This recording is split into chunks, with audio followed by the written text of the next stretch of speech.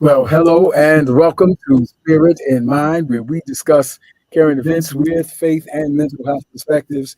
I'm Bishop Guy Robinson, and what a blessing it is to be with you today for another installment of Spirit in Mind. In fact, would you let somebody know, shoot them a text, send them an email, drop a phone call if you can real quick, and say, hey, tune in because it's time for Spirit in Mind live here from the Studio Breeze 106 Baltimore and streaming on various websites, on social media sites rather. So we look forward to our time of sharing today. We're going to get into our content in just a few moments, but first we're going to talk about the critical piece of being connected. And Spirit of Mind wouldn't be Spirit of Mind without our co-host and colleague, Dr. Jonathan Shepard.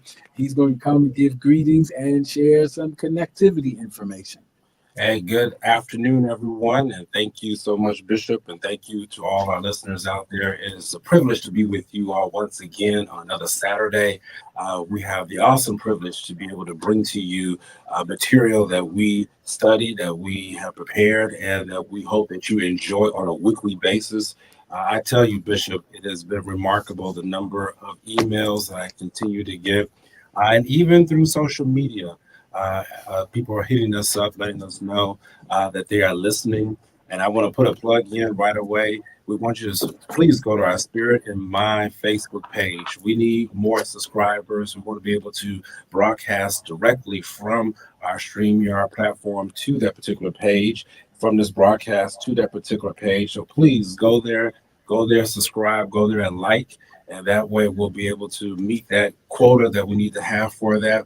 You are doing an excellent job on our other platforms. So let's go to that platform. We want to be able to coalesce and be able to have all of our faithful listeners, our consistent listeners, even our new listeners, go to that particular page, Spirit in My Facebook page. You'll be able to see our logo there. You'll see our faces there. So you'll know you're at the right page, that you landed on the right page. So Spirit in Mind, our Facebook page, please go there now. Unless you're driving, if you're driving the car, continue to do what you're doing, of course. But as soon as you park that car, you get your device out and go to Spirit in My Facebook page. I want to just encourage everyone to continue to reach out to Bishop C. John Robinson, who is the pastor, the great pastor of the Tabernacle of the Lord Church on the west side of Baltimore. He is also an author. He is also a father, grandfather.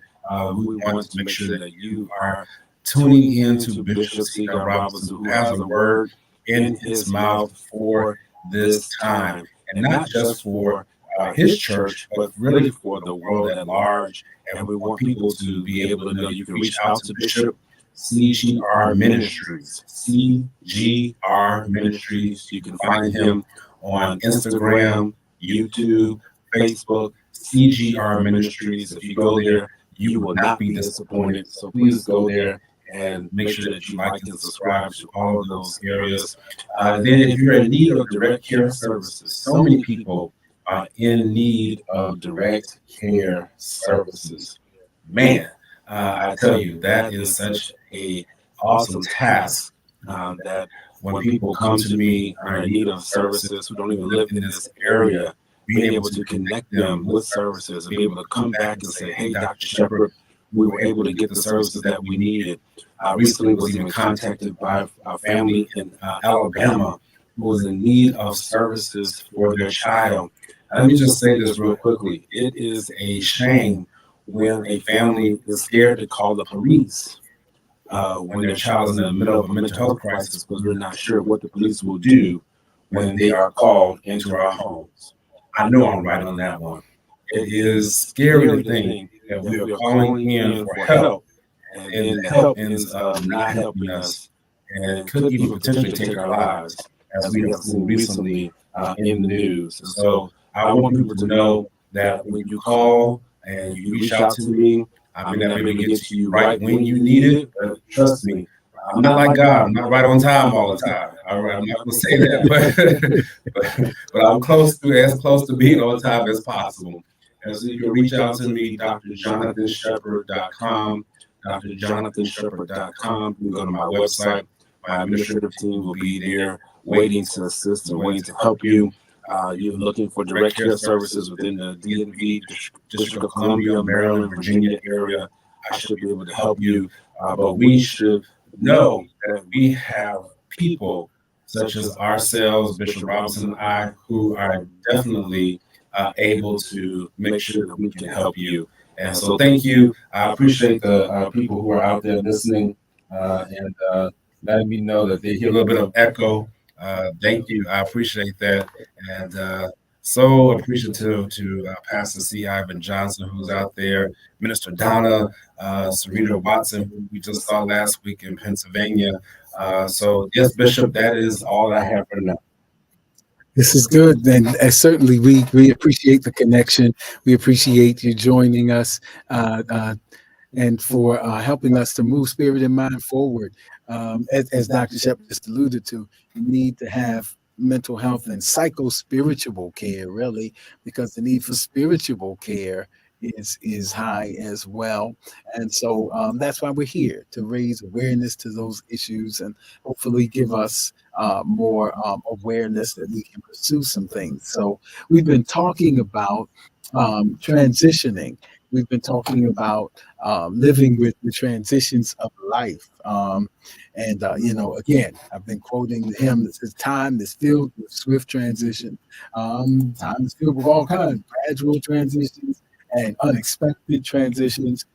Change happens in life. The key question to follow up on that is, how are you coping? How are you handling? How are you managing amid all of the changes in life? And so we've used some current affairs. We've talked about actually the bridge repair that is still happening in this area. That was top attention news some time ago. But as we know, the traumatic experience can continue after the traumatic effect. We've talked about some other things as examples of transition. We've witnessed transition in our presidential campaign process. Time is filled with swift transitions. Announcement comes and everything shifts. And so, how are you handling those?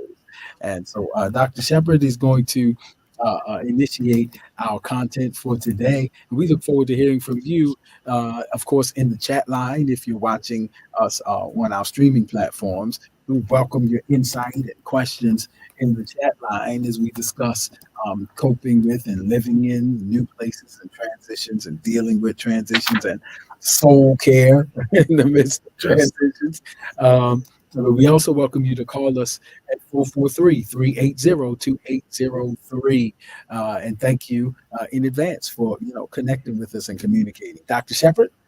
Absolutely. And so thank you, Bishop. And we just want to let people know that, again, we're thankful for your continued support of this program. And we also want to make sure that you are continuing to support the book, Care Birthright, which was authored and penned by Bishop Seagar Robinson. We want you to get the book. I was with Bishop at a recent event where he sold all the copies of the book. I think he had some 20-some plus copies. You got to go to Amazon and get those copies, get multiple copies if necessary, as I distributed to people who I wanted to make sure that they are up to date on the latest information when it comes to being able to provide trauma-informed care for our religious leaders, and not just for them, but for the congregants. You got to get this book, you really do. And today's topic is really going to relate to some of the things that we have been discussing in this book, or that I've been reading, I should say, this book, using it for a platform, a springboard, if you would, for our discussion today. And again, we've been talking about transitions, about living in a new place. And I want Bishop to really help us today in understanding why we need to have trauma-informed ministry. Why do we need trauma-informed ministry? When we look at what happens in our lives, all of us have been affected by trauma. And Bishop outlines very clearly in the book, and research will also back it up. And we've talked about, it's been a while since we emphasize it like this, but when you think about the three most common tragedies or the three most common traumas that people face, One of them is loss or grief, loss of a loved one or grief. Number two, betrayal, betrayal by a person who we love. And then number three is a form of abuse, whether it be physical or sexual assault. Those are the top three traumas that people will encounter. Now, how does this relate to transition? Many times, as we are transitioning, we're transitioning coming out from a trauma, to be honest with you. That's not always the case. I don't want to make it sound like that's always what's happening. But many times we're making transitions, it's because of a particular event or experience that we have had. And so many of us have had negative experiences, even this year in 2024. And so we find ourselves living in the new place. And I want us to talk about the need for trauma informed care, trauma informed ministry, if you would, because as you deal with the trauma, there is a residue that is left afterwards. There is residue. If I was in a larger audience and have people there, I would have them repeat after me that there is residue. Uh, Very seldomly, if ever, do you come through an experience unscathed. I don't know, Bishop. I'm still waiting to have that. I'm still waiting for that to happen for me, where I come through an experience. I might come through most of it and get by, but very rarely do I have an experience where I am unscathed. And I think some of you all out there would agree with me on that one. And the thing is, you can have an experience years ago. You can experience something back in your childhood. You can experience something back in your teenage years or adolescent years, or in your early 20s, depending on your age level. And that thing will still affect you to this day. I can remember very clearly my high school reunion just happened last week. I was unable to go to it, but it was a number of years ago. Even as I saw the people who were there and present, it brought back some memories. Some of them mostly good. Some of them were like, wow, I remember what this person used to do and what they used to say about me. Isn't that something? That it could be that length of time, 20 some plus years, and yet it's still there and will affect you. Isn't that something that's what I'm talking about, the residue. So when you find yourself living in a new place, and you say, well, everything is new, everything's brand new. I'm just brand new, and yet you have not taken care of that residue. You will find yourself going back and repeating a lot of the old habits, if you would, or behaviors that could be positive or could be negative, affecting you. So I want to start there, Bishop, again, emphasizing the need for trauma informed ministry. Absolutely, absolutely, and it is essential. Dr. Shepherd, you had so many great uh, um, points from which to jump off there as we're talking about what is the importance of trauma informed care. I would suggest, for consideration and discussion, that our present society, even our world, if you will, is in essence unconsciously crying out for a trauma informed care perspective. You mentioned just a few moments ago that you talk to persons in your provision of services that deal with being at that crisis of, shall I call the police? Because this is a mental health concern, but it could very well, go awry, or end up tragic. And that goes to what we discussed in the previous Spirit and Mind broadcast on the different frameworks for how we deal with crises. So what we're saying in that situation is, please hear me clearly. God bless our law enforcement officers. God bless them. But that view that they only have that framework. If you only have that framework of law enforcement, then it is the legal model that we talked about before. And then what it's saying is, do you have other tools in your toolkit for this situation? It's a cry for someone with a traumatological worldview that has a trauma informed care perspective. in our churches, as you just pointed out, that the top forms of abuse, and they're just the top ones, according to some research conducted by the Barnum Agency and some other think tanks: abuse, betrayal, and bereavement. All of those are relational. We lost someone, someone mishandled us. We feel abuse is the abnormal use of someone or something. Someone used me outside of my purpose physically or in words, or with physical abuse and betrayal. And so all of these are forms of trauma. And I want to highlight what you said. That was a powerful thing about the residue Yes, sir. of drama. Yes, sir. So even after the event is over, it has a way of, if it is without intervention, it can negatively affect our worldview. It can give us. Albert Einstein once credited with saying everything hinges on whether we believe the world or the universe in which we live is hostile or friendly towards us. And so that's a worldview. And so traumatological experiences or trauma experiences can influence our worldview so that we begin to see our world is untrustworthy. The people in our world are untrustworthy. And and here it goes again. It's happening again.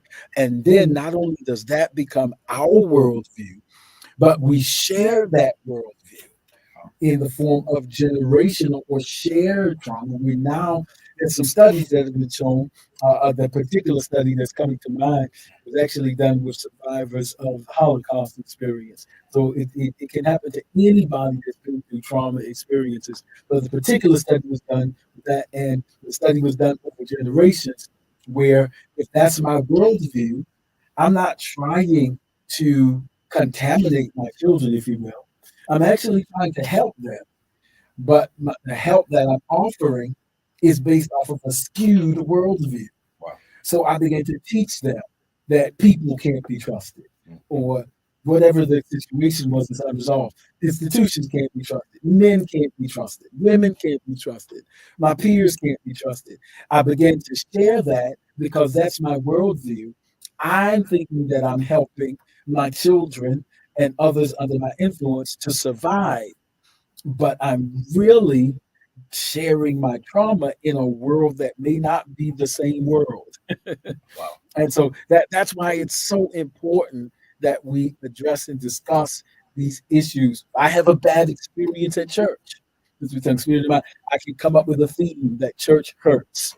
Um, and then I share that, and I share that with another generation, and I'm thinking that I'm helping them to avoid hurt, but I'm actually giving them a skewed or a jaded worldview of an institution that really is the bride of Christ.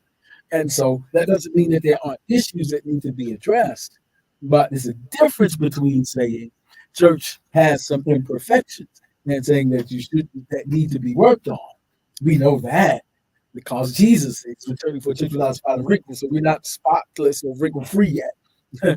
But it's important that we deal with the residue so we don't share a jaded worldview that ultimately hurts persons more. Because again, in that example, churches church involvement statistically shows that it does more to provide healthy coping skills than it does the negative. And so the long run is that we have to deal with that. I'm close with this. And sometimes we don't know that we have that residue on us. Sometimes we don't know that we don't have. But listen, here's my analogy that came to mind when you were talking. I'm a terrible painter.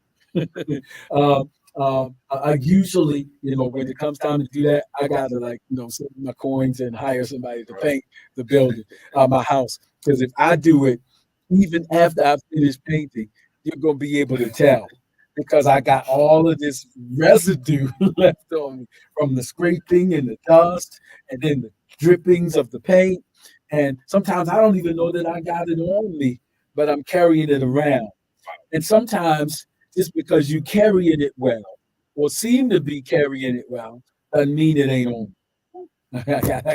I got to stop right there. So that's why to answer your question, Dr. Shepard, that's why having a trauma informed approach is so very important. Yes, sir. And thank you for the analogy. I think of also the little kid that gets caught with their hand in a cookie jar. And they're trying to eat sugar cookies or some powdered donuts or something like that. So as they are eating the donuts, you get all this white stuff around their mouth, just powdered donuts, just eating them. And you all know what I'm referring to. You can get into your head right now the visual that I'm trying to paint right now. The little child eating the powder covered donuts that we all used to like to eat, like six or so in a row or something like that. And then your parent comes and says, "Have you been eating those powdered donuts?" And you say no, but yet all the white stuff is around is around your mouth. Now, how do you isn't that something? How we don't even realize that others can see all the white stuff all around our mouth, and yet we're saying no, it's not a problem. That in itself is a problem. And let me tell you, we want to make sure. There's two things that came to mind, Bishop, as you were talking. That visual image came to my mind, but also the definition of residue came. I went to look it up. This is a small amount of something that remains after the main part has gone or been taken or used. That's powerful. It's a substance that remains after a process, such as combustion or evaporation.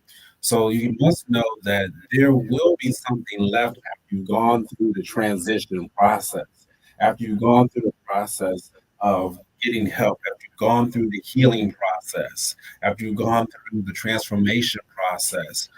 Yes, I know some people say, well, then and something must be wrong. No, nothing's wrong. Nothing's wrong at all. And we must bust up that myth. Nothing's wrong. There must be a transformation. And many times in processes, it takes time. And this is one of the things that we struggle with in therapy. We struggle with in mental services. If people do not give enough time to get rid of the residue so that we can live a better life. It's one thing when people come into my office and Dr. Shepherd, I'm suicidal. Dr. Shepherd, I don't feel like living anymore. Dr. Shepherd, I'm very anxious. I don't understand what's going on. I am disorganized in my thoughts. And we're able to provide some type of care, some type of treatment option for them.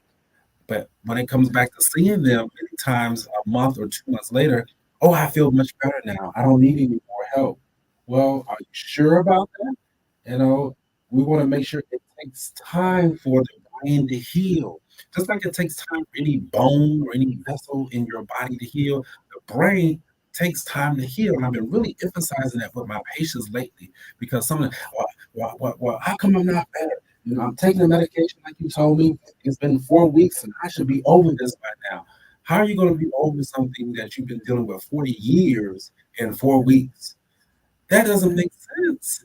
And so we have to make sure that we take the time to allow the healing to take place. Once you get to the transition, once you get to that special place of where you can know you can settle in, allow the ministering angels. I'm a bishop to talk about that too again, because I reread that part, Bishop, and I never really thought about it like the way in which you presented it. The ministering angels and how they came to Jesus after he went through that traumatic experience in the wilderness, and how we as people of within my profession, we can serve as those ministry agents or angels. We may not be an angel, but we can serve as ministry agents to make sure that people are getting the care that they need. I'm gonna stop there. This is so important because that's the process. Um, Several things I wanted to point out in our last 2-3 minutes, but One time, one time. one is we're distinguishing between residue and healthy integration, and that's why you have to do that because some experiences do profoundly transform us, but for that transformation to be healthy, then that transformation has to go through a process, and part of the psycho-spiritual process, both in pastoral care and in psychotherapeutic counseling, is to help to integrate the helpful parts towards post-traumatic growth and to really mitigate Yeah, if you stay with the alliteration, is to mitigate the problematic symptoms, the residue, if you will. That's the difference. It's the difference between, residue is a stain that's on me that I may not know is there. That, people say, hey, but integration is when, I take the good and the bad experiences and I create them to create congruence that this is who I am, and all of it is worked together to make me better. And so, but we need help to go through that. Yes, sir. And that takes a process. And in this sense, this is another thing that the psychotherapeutic and pastoral care disciplines have in common, is that people don't stay in the process. Yes, sir. So some studies show, and I double checked it, some studies show that up to at least 20% or more of clients don't return after the first session. And up to 37 to 45% don't come back after the second session. I got the data right here. So, which means they don't stay in the process, because when it begins to deal with the issues, people become treatment resistant. And I want to suggest that the same thing happens in pastoral care, where we really start, but you can't heal without eventually touching where it hurts.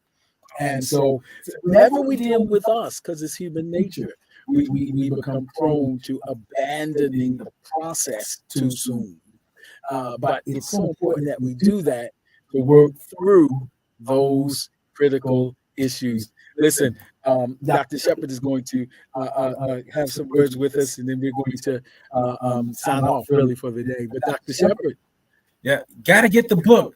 You see, we are going to dive into the book, and you see how this book is so apropos to what we're talking about. We're transitions, we're living in a new place, we're pulling out the different chapters. We need you to get the book. We're dealing with chapters 6, 7, and 8 right now. I'll continue to share with you some more things as I continue to read. But make sure that you're getting this knowledge that we're sharing with you on here.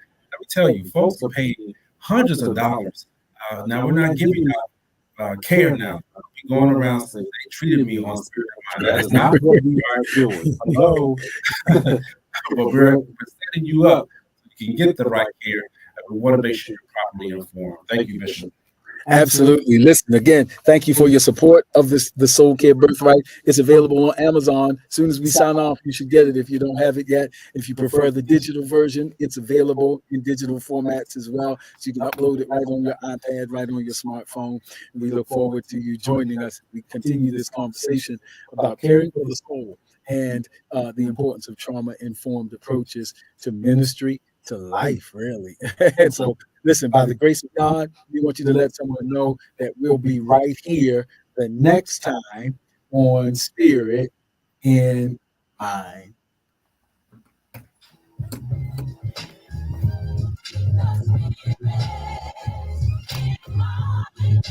Don't forget to follow us on social media. We're on Facebook at Spirit in Mind, and we're also on Instagram at Spirit in Mind Live. Join us next time for a new episode of Spirit in Mind.